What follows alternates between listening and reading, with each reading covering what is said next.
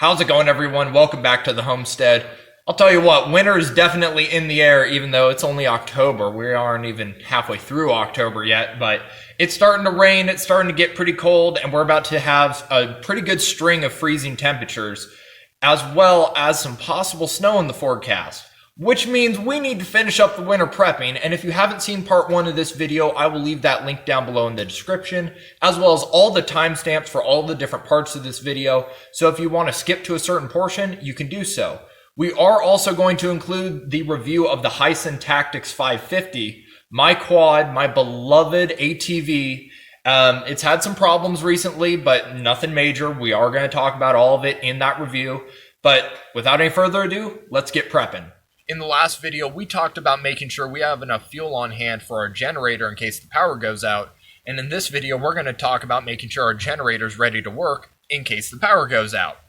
So, number one, while this is a large generator, the rules apply across the board. You want to make sure that the fuel that's in here is good and ready to go and isn't stale, isn't bad fuel.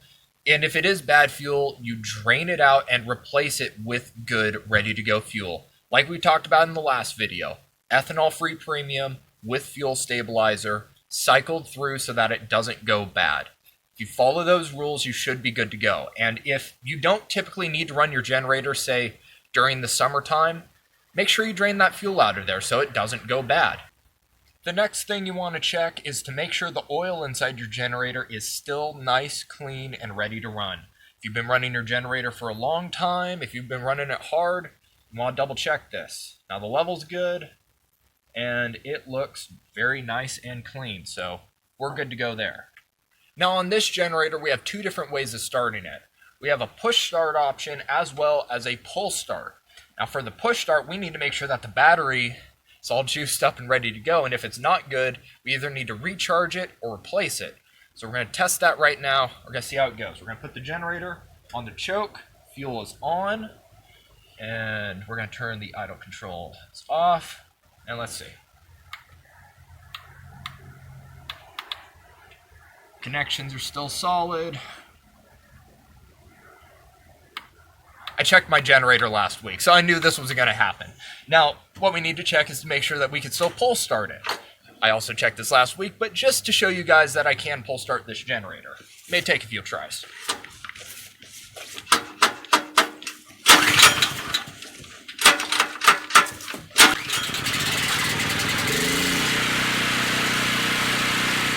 I'd also recommend that if you do rely on a generator for emergency power, especially if it's a real emergency and not just a few hour power outage, make sure that you start it every couple months just to make sure you dust off those proverbial cobwebs, make sure she's running well. So we're going to get that battery checked out, either replace it or charge it like we talked about. On to the next prep. And while we're on the topic of backup power, I just grabbed this guy out of my car. Make sure you have at least one good quality and large backup battery. This is a 20,000 milliamp hour one. Whether I'm going camping, there's a power outage, a long road trip, whatever the case may be, this is my go-to. And I typically only have to charge it up about once every 6 months because of how large it is. We can check. We're still at a quarter battery, which is typically enough to charge my phone at least 2 times. So make sure you have at least one of these guys. Make sure it's charged up, ready to go in case of an emergency, especially going into winter. Kind of cramped for space back here, but this is another quick one. Make sure you unscrew any garden hoses from any outdoor faucets, because if it starts to freeze, you won't be able to get this guy off until springtime. I speak from experience. If you've been following the channel for a while, then you might know some of the different winterization steps that I've gone throughout the chicken coop here, but I just wanted to flip the camera around and give you a couple different ideas if you have animals of your own. This doesn't have to be specifically for chickens. This could be for basically any sort of livestock. Let me give you some tips. Tip number 1 may seem obvious, but make sure your animals have thawed out water. Last year, my chicken's 3-gallon water tank was starting to freeze even though it was on a heated base, so I had to make sure I only filled it up about halfway. This year, we sized down to a 2-gallon water tank, and I'm still probably not going to fill that up all the way on the coldest days of winter. Now, if you don't have electricity down to your animals and a heated base of some kind isn't an option, what you could do is come out every morning and pour some hot water into the water tanks to thaw things out. Now, the two problems I could see with that is, number one, depending on how hot that water is, it could scald your animals. And number two, the steam and condensation coming off of that warm water can cause frostbite. And being as I have chickens, that is a concern with their combs, so the heated base is a lot better of an option. I don't know how well you guys can tell, but it's starting to hail pretty good. And tip number 2 is to make sure that your animals have a good place to go outside, even if the weather gets bad. Now, if you've been following the channel for a while, you no doubt recognize the A-frame log structure that I built last fall, and it does a phenomenal job of keeping that area snow-free for my chickens during the wintertime.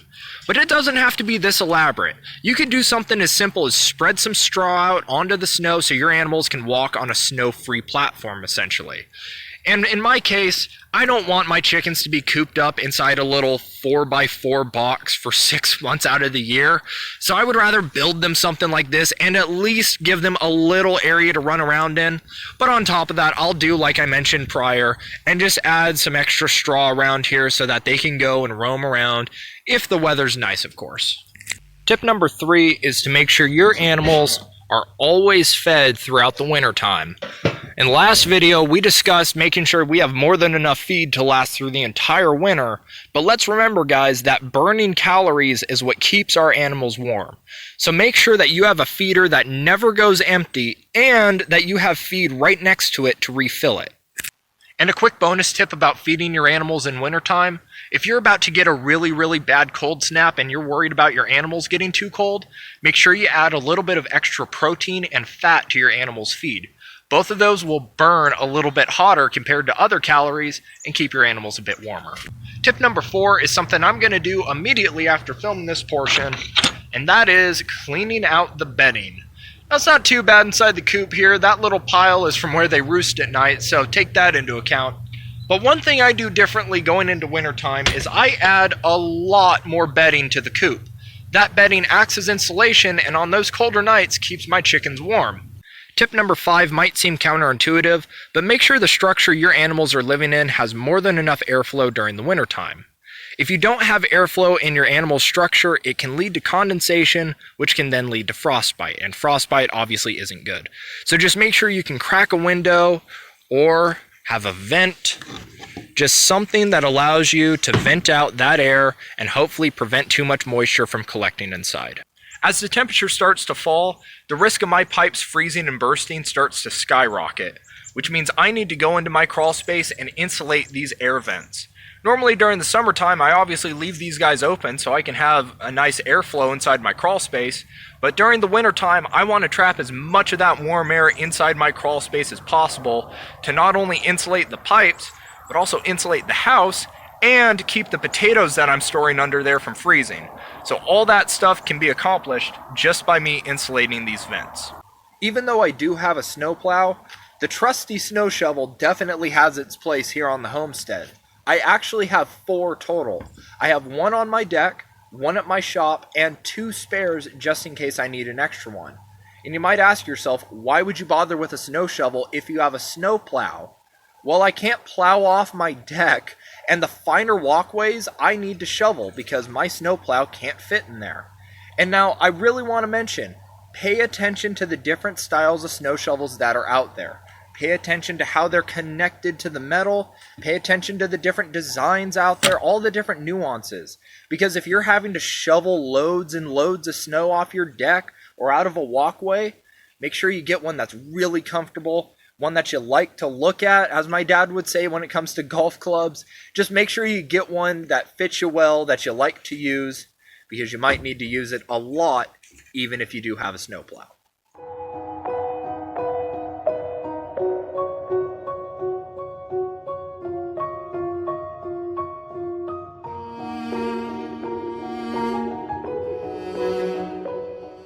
The last thing we need to do in this winter prepping video is get the snowplow on my quad, but before we do that, we need to finally review this Hisun Tactics 550.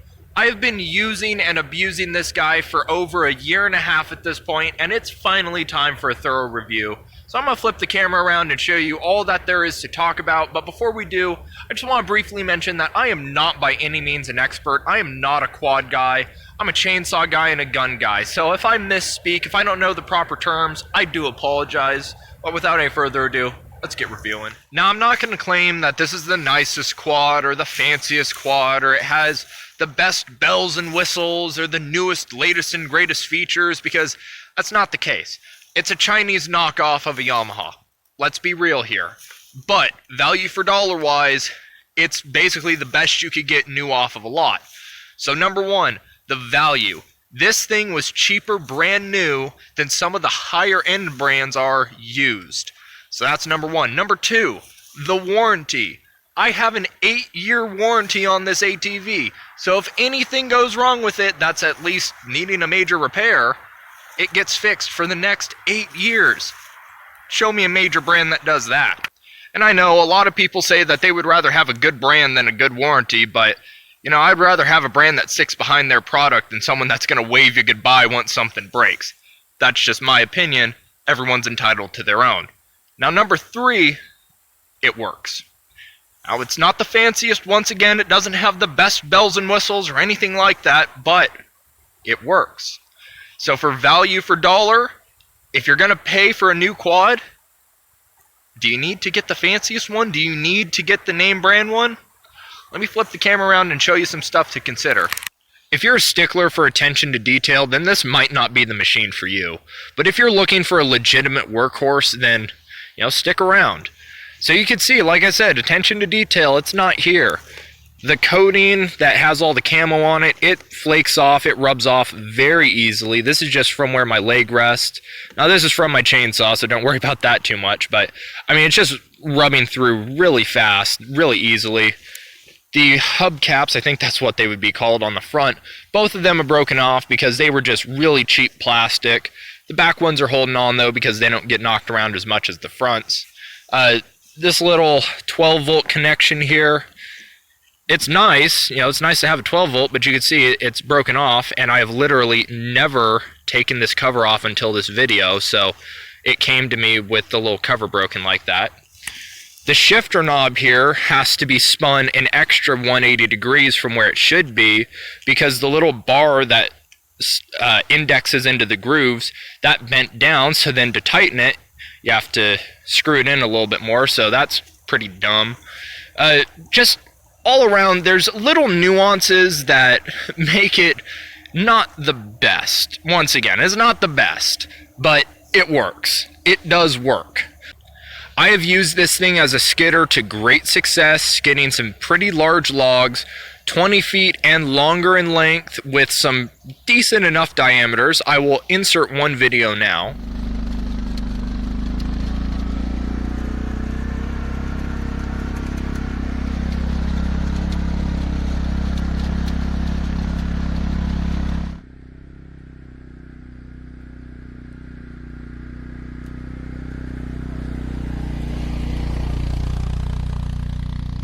To tell you the truth, I don't have a power issue when it comes to plowing snow or skidding logs. The problem I have is traction. Even though it's a 550, it has more than enough power, but those wheels will start to spin long before it starts to bog down. So even if I was to size up and get a larger quad, I'd probably still have that problem of a lack of traction, in which case, I'm just going to toss some tube sand on this guy whenever I'm plowing, like I did last year, and it works just fine. Not as much traction as I would like, because I would honestly want to really power into this thing a bit and use it like a legitimate workhorse, but it does well enough. It has more than enough oomph, so to speak. Let's go around and highlight some of the positives really quick. So I really like the wheels and tires. They have fared very well. I like the look of them. I like the traction they give. Those are positive. The suspension, it took a little while for it to break in, but after about 100 miles, it's really nice. I prefer it over pretty much any of the other quads I've ridden in my life, which isn't a massive list, but it numbers a couple brands at least. The headlights, you know, I'll kick those on. I'll also show you how many miles we're at. So once this turns over, we'll see we are at 648 miles. So I'm going to show you guys the headlights right now. These are the standard running lights. They're nice halo LEDs, really good looking, but not bright at all. One position up is off. One more position is your low beams. So if you were going to drive this on the road at night and you didn't want to blind the other drivers, this is what you would use. They do okay, not super bright, but they do all right. One more click up and you are at your high beams. And you'll notice that your low beams disappeared. So even though those high beams they're decent, they're good enough, the low beams disappeared. So what can you do about that? Well, when I was plowing at night last winter, I would have the low beams on just like that, show you that, and then I would use the little flasher button right there. If I show you that, that allows you to have both the regular low beams and your high beams on at the same time. So I don't like the fact that I have to use the little toggle in order to have both headlights on at the same time, but I do like the headlights. I think they look good, and I do think they provide more than enough lumens. The winch, while not looking too good, has held on and does a great job of not just lifting the plow, but also getting my ass out of Dodge when I need some help. Whether it was a snowbank or some mud, that did a great job of pulling this quad out, so it does work. That's another positive. I also really like that this quad, and I think this is an option, was a 2-up configuration, meaning you could have 2 people on this quad at the same time. Now I did remove that backrest so that I could have my ammo can back here, but I've had people ride back here and use this as a backrest. Works just fine. May need to add a pillow depending on how wimpy the people are, but it does work. I also really like that it has the pull start option. This has saved me before. When I wasn't able to start my quad because I was having some spark plug issues, I was able to hold down the throttle about halfway and yank on that guy, and that was enough to get the quad rolling. Now I wasn't able to let off the throttle or the quad would die, but it worked. And that gets me into the repairs. Why was I having some spark plug issues? Well, it just needed a little tune-up. Just need to go into the shop, have the spark plugs replaced. Not a big deal. I wasn't sure what the problem was because I figured, hey, they would have gone over that before they gave it to me. But once again, it's a 2018 quad. I bought it 2 years later, so who knows what happened in that time period. We got the spark plugs replaced, and it works great now. While they were working on it to replace the spark plugs, I had them do the full service, which is just lubing all the parts that need lubed, changing the fluids that can be changed, changing the filters, cleaning and re-oiling the air filter, doing all that stuff, just as a precaution as we go into winter, because I really want to make sure this thing is going to be able to perform perfectly. And a few more negatives before we put the plow on and end out this video. Pretty much all the access covers on this thing are absolute crap. They're pretty much all broken because the plastic is such poor quality and the grommets are so damn stiff, so they're very hard to take off and very hard to put back on. The seat is basically just loosely sitting on here. None of the clips are still in place beyond the very last one in the back, so at least it's kind of holding on. And this quad, being a street legal quad, does have turn signals. So if we turn that on and turn the turn signal, oh, what is that horrible beeping sound? Oh, well, unfortunately, it has to do with the blinker. Whenever the blinker's on, you get that horrible screeching beeping sound. So that's another serious negative in my book. And while I'm not going to take the cover off to show you, you'll just have to take my word for it. The air filter design on this thing is horrible. Usually you would have a pipe clamp to clamp down on something so you don't have any sort of air gap with that air filter. But no, on here, it's just literally pressure fitted in place with what?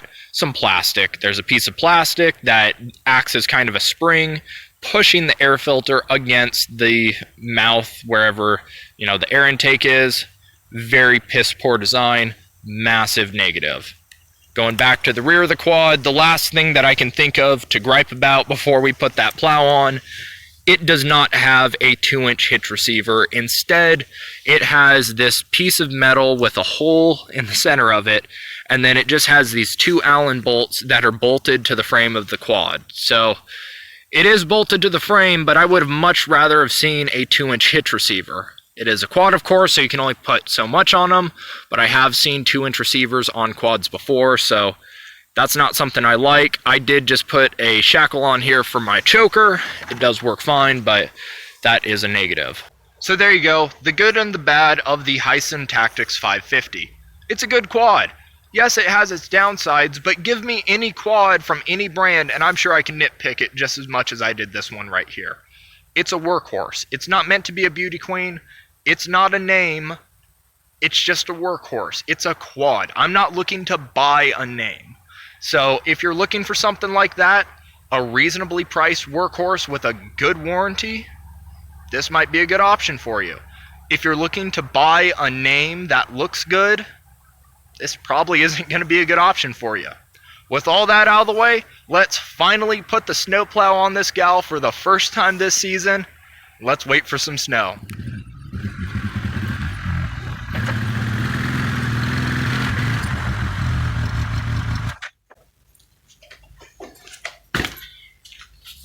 So I actually lied to you guys a little bit.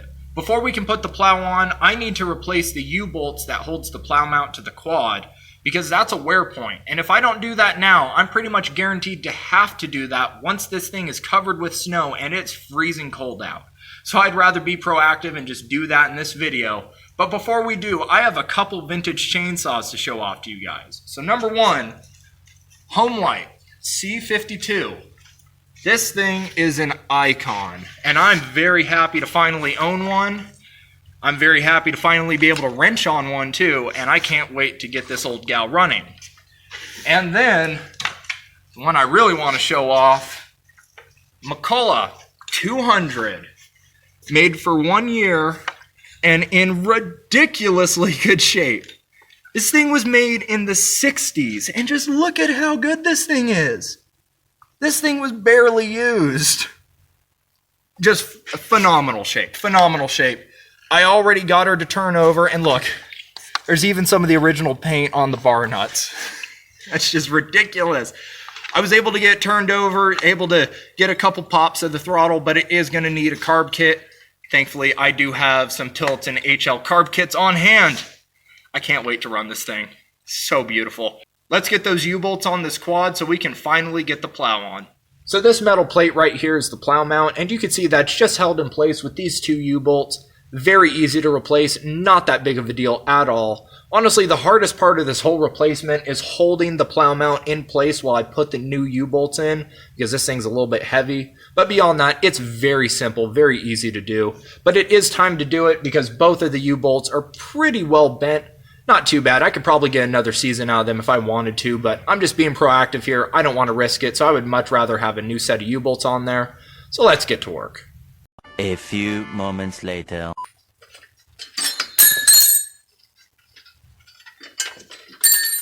There we go. Now all we have to do is put the new ones in place.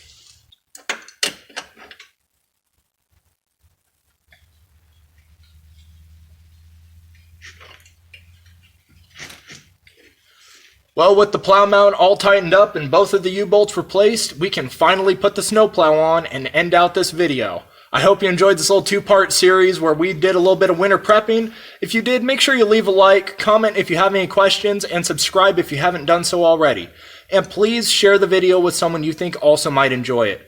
YouTube doesn't really share my videos around, so I have to rely on you guys to do so, and I would really appreciate it. And thank you once again for passing me over 700 subscribers. I can't tell you guys how much that means to me. Each and every one of you guys that watches my videos and subscribes, I honestly do appreciate it. So thank you once again. Let's go get this snowplow on.